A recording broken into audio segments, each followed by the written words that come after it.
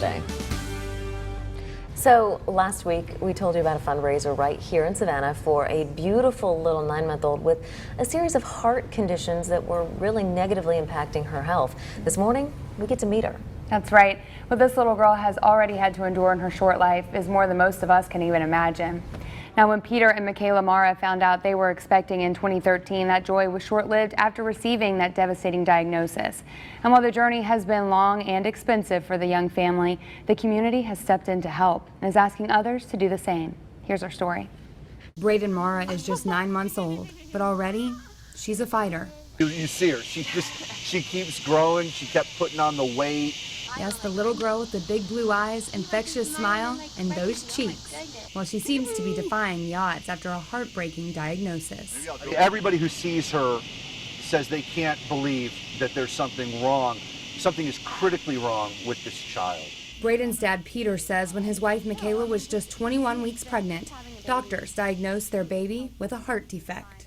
Initially, we were pretty devastated because it sounds like when you first hear it, you do think, it's a death sentence. For the next few months, the Maras began working with a team of doctors in Savannah as well as a team in Atlanta.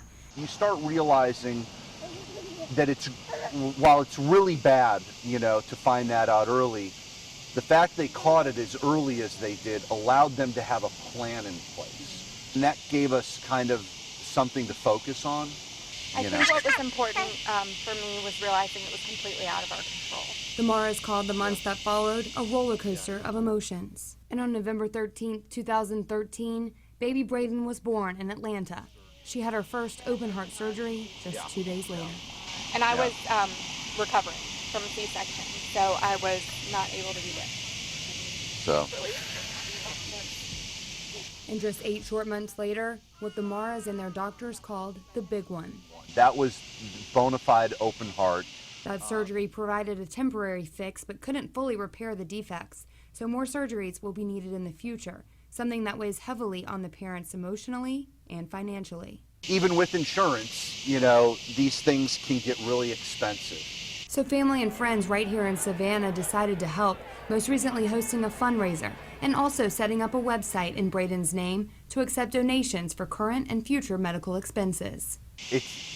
It's humbling, and we're so grateful. In fact, Peter and Michaela have been so inspired by the generosity of others, they too want to give back. I understand how scary it is for everyone, and any help that we can do in the future to raise awareness or to come out of pocket or donate ourselves when we're in a better position, I think will be really important for us. Still, even though these parents say their journey has been unimaginable, it's this face and her strength that give them hope.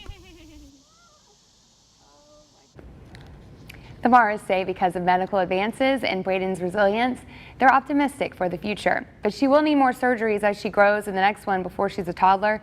So if you want to help this family make a donation, just go to our website, WJCL.com, for that link.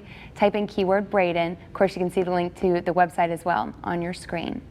It's just that family is so inspiring. Oh, they really are. And squeeze a little face. Oh, I know. So sweet. And like I said, they don't want to ask for help, but it's kind of beyond their control at this point. So. Agreed.